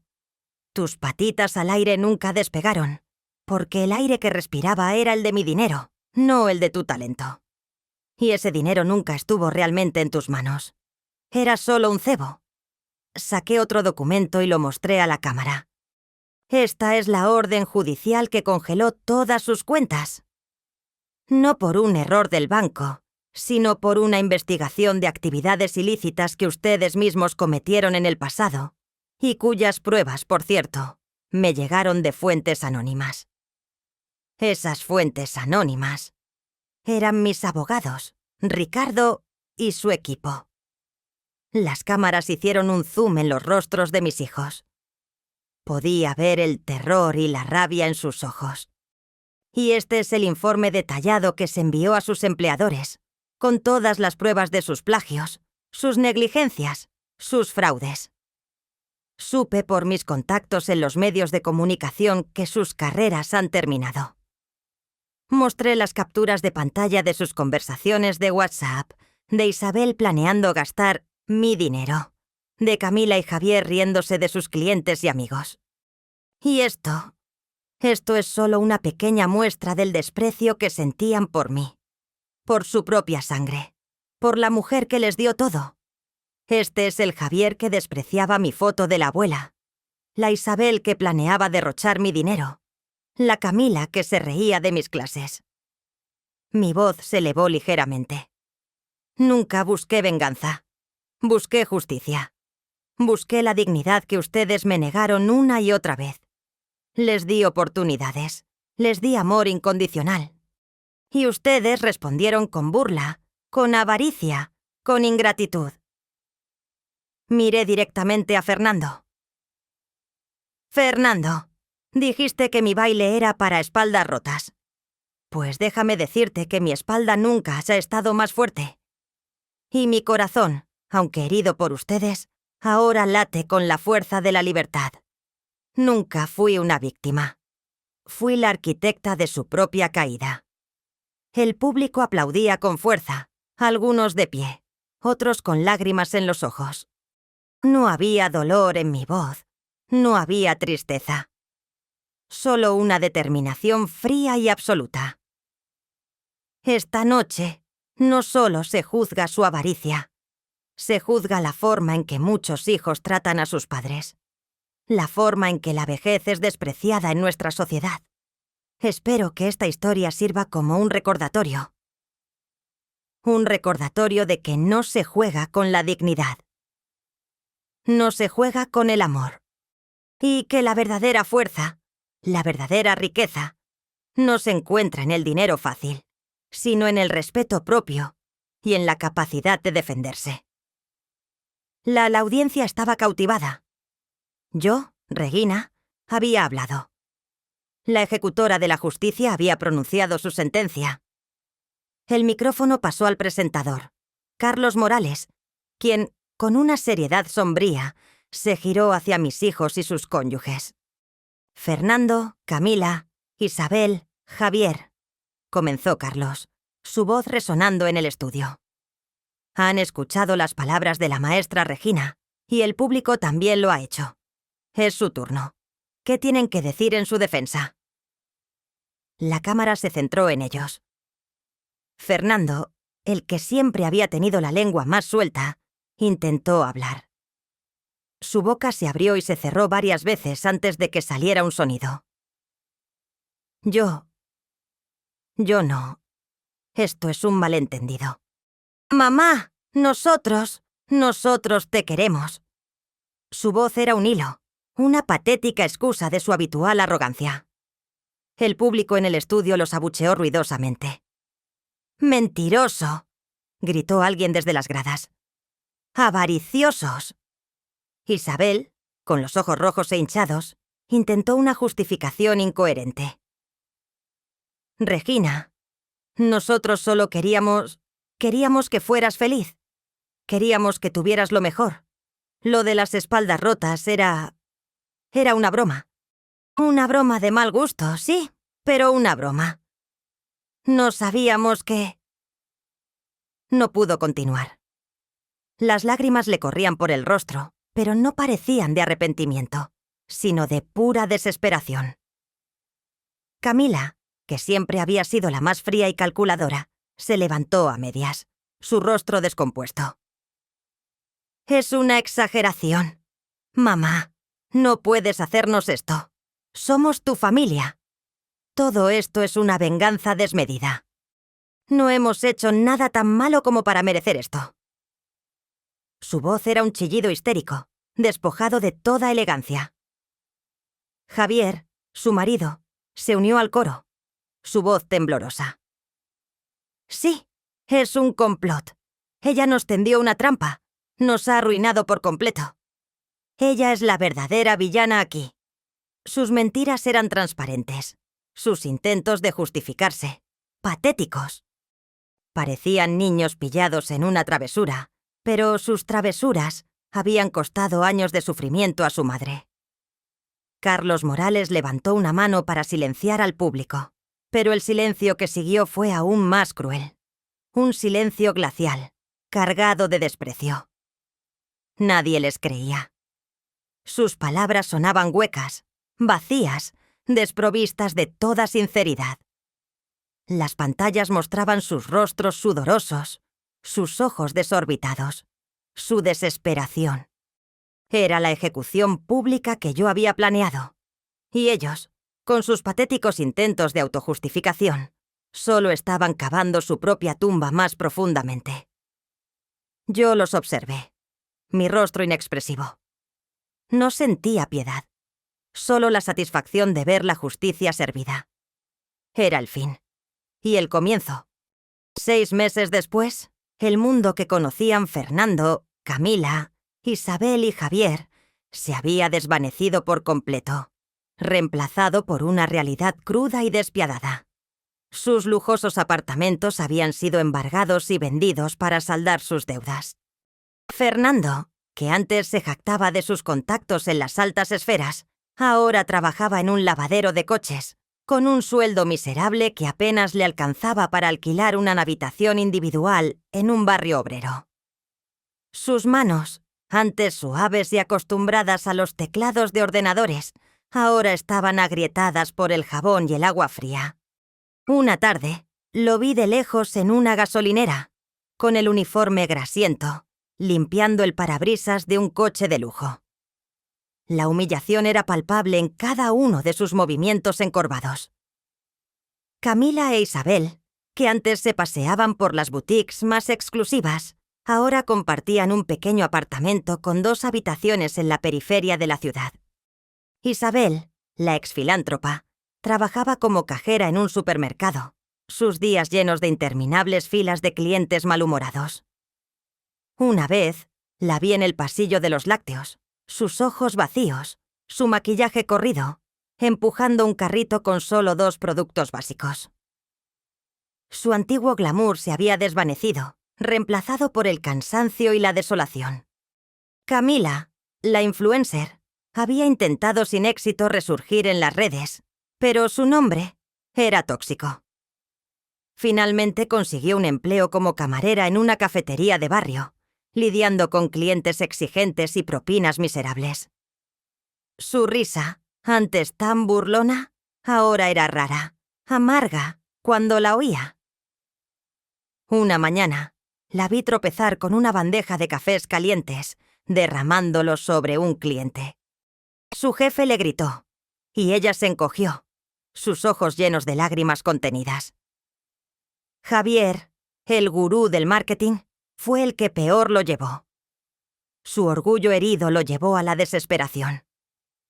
Después de ser rechazado en innumerables entrevistas, terminó trabajando como repartidor de pizzas. Su coche, que antes era de alta gama, reemplazado por una motocicleta destartalada. Sus antiguas gafas de diseñador estaban rotas y pegadas con cinta adhesiva. Un día, mientras esperaba en un semáforo, vi cómo la gente lo reconocía y se reía. Algunos incluso le tomaban fotos con sus teléfonos. Su rostro era una máscara de absoluta humillación. Habían perdido todo: el dinero, el estatus, el respeto y, lo más importante, la ilusión de una vida fácil y sin esfuerzo. Sus conversaciones se limitaban a quejas, reproches mutuos y el recuerdo amargo de su opulencia perdida. Sus días estaban marcados por el agotamiento, la vergüenza y el constante miedo de ser reconocidos. La vida les había pasado factura y no había lugar para el perdón. El aislamiento social se había convertido en una prisión invisible para Fernando, Camila, Isabel y Javier. La humillación pública no solo les había arrebatado sus fortunas y carreras, sino que los había convertido en parias, en figuras a evitar a toda costa. Las calles, antes escenarios de su vida social activa, ahora eran un campo minado de encuentros incómodos y desprecios velados. Una tarde, mientras yo conducía por una avenida concurrida, los vi a los cuatro sentados en un banco de un parque, con ropas modestas, sus rostros demacrados. Parecían haberse reunido para consolarse mutuamente, pero la desesperación se palpaba en el aire entre ellos. De repente, un coche de lujo se detuvo cerca. De él descendieron dos de sus antiguos amigos, un matrimonio influyente con el que Fernando e Isabel habían compartido innumerables cenas y viajes. Sus ojos se encontraron. Por un instante, hubo un reconocimiento gélido. Fernando, con un hilo de esperanza en su voz, intentó saludarlos. «¡Carlos! Elena, qué sorpresa verlos por aquí». Los antiguos amigos los miraron. Sus rostros se contrajeron en una mezcla de asco y desdén. Elena, la mujer, se llevó la mano a la boca, como si el aire que respiraban fuera contagioso. Carlos, con una sonrisa forzada y condescendiente, apenas movió la cabeza. ¿Fernando? Ah, sí, lo siento. Creo que nos confundes con otras personas. No te conocemos. Y sin decir una palabra más, se dieron la vuelta y entraron en una boutique cercana, dejándolos allí, en medio de la calle, con la humillación ardiendo en sus mejillas. El gesto fue como una puñalada. No era solo que los ignoraran, era que fingieran no conocerlos, como si su mera existencia fuera una mancha en su currículum social. Camila y Javier experimentaron lo mismo. En otra ocasión, Camila vio a sus antiguas amigas de los clubes sociales en un café. Intentó acercarse, pero ellas, al verla, se levantaron y se fueron apresuradamente, dejando las tazas a medio terminar, como si temieran que su presencia los contaminara. La soledad se había vuelto su única compañera. Ya no había invitaciones a eventos, ni llamadas de cortesía, ni siquiera un simple mensaje de texto. Sus teléfonos permanecían mudos, sus agendas vacías. Empezaron a comprender la cruel verdad, que su círculo social no era de amistades genuinas, sino de relaciones transaccionales, de personas que solo los valoraban por su dinero, su estatus, su capacidad de abrir puertas. Ahora, sin nada de eso, eran invisibles. Eran el eco de un fracaso, un recordatorio de lo volátil que es la popularidad cuando se basa en la superficialidad. La conciencia de su aislamiento total era un tormento constante. Ya no podían culparme a mí por todo. La sociedad, esa misma que antes los idolatraba, ahora los había repudiado. Y en ese espejo de la realidad no veían a una víctima, sino a un reflejo de su propia desalmada superficialidad. Varios meses después, mi vida era un torbellino de actividad y propósito, un triunfo rotundo y sin concesiones. Había ascendido a la cima de mi éxito, no solo profesional, sino como figura pública y filántropa. La maestra Regina ya no era solo la instructora de danza para seniors. Era un icono de estilo, de fuerza y de resiliencia.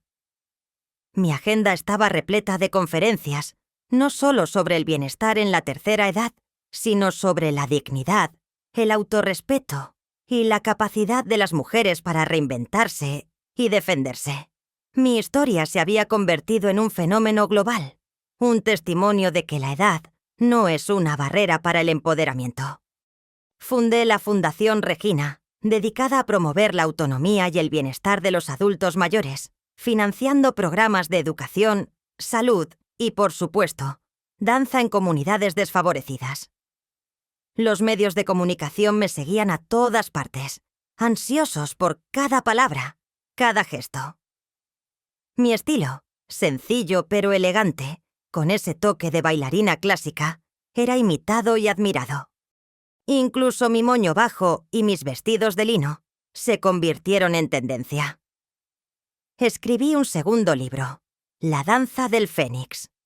Cómo resurgí de las cenizas de la traición, que, por supuesto, se convirtió en un éxito de ventas instantáneo, traducido a varios idiomas. No era un libro de autoayuda sentimental, era un manifiesto de fuerza, de límites y de la importancia de defenderse cuando te pisotean. El final de la historia de mis hijos era un capítulo que se leía con avidez. La gente quería ver la justicia. No había espacio para el perdón ni para la reconciliación. Mi filosofía era clara. Algunas heridas son demasiado profundas para sanar con un simple «lo siento». El verdadero amor no se nutre de la humillación. La historia se cierra con una noche gloriosa. En una gala benéfica televisada a nivel nacional, recibí el premio al liderazgo y la inspiración por mi labor con la fundación. El auditorio, repleto de personalidades influyentes, políticos, artistas y miles de mis alumnos y admiradores, me recibió con una ovación de pie. Subí al escenario, mi vestido de seda color perla flotando a mi alrededor, sintiendo el calor de los focos y el peso de mi triunfo. El premio, una hermosa estatuilla de bronce, brillaba en mis manos. Miré a la multitud, y en mi discurso no hubo una pizca de amargura. Solo la certeza de mi victoria. «Gracias», comencé, mi voz clara y firme, resonando en cada rincón del auditorio. «Gracias por este reconocimiento. Pero este premio no es solo para mí. Es para cada persona que ha sido subestimada, despreciada, ignorada. Es para cada padre o madre que ha sido dado por sentado, para cada abuelo que ha sido relegado al olvido». Hice una pausa, mi mirada fija en un punto más allá de las luces, en un futuro donde mi mensaje resonaría aún más fuerte. Durante mucho tiempo, la sociedad nos ha enseñado que el amor filial debe ser incondicional, incluso a costa de nuestra propia dignidad. Que debemos perdonar siempre, que debemos olvidar. Que una madre debe sacrificarse hasta el último aliento por sus hijos, sin esperar nada a cambio. Mis palabras eran un desafío. Yo les digo, no, la dignidad no se negocia. El autorrespeto no es un lujo, es una necesidad. Y la verdadera fortaleza no radica en la capacidad de aguantar el maltrato, sino en la valentía de defenderse, de trazar una línea y de decir, basta. La multitud estalló en aplausos. Vi a Ricardo en la primera fila, su rostro rebosante de orgullo. Mi historia es un recordatorio de que no importa la edad, no importa lo que otros piensen de ti o de tus pasiones. Si te mantienes fiel a ti mismo, si cultivas tu espíritu y tu mente, si luchas por tu valor, no hay nada que pueda detenerte. La verdadera riqueza no es el dinero en el banco, sino la paz interior, la integridad y la certeza de que tu vida tiene un propósito. Y ese propósito es mío, y solo mío. Concluí, mi voz llena de una fuerza inquebrantable. No hubo perdón, no habrá reconciliación, solo un triunfo total e incondicional. La ovación fue ensordecedora, y mientras el público se ponía de pie, yo me sentí completamente libre.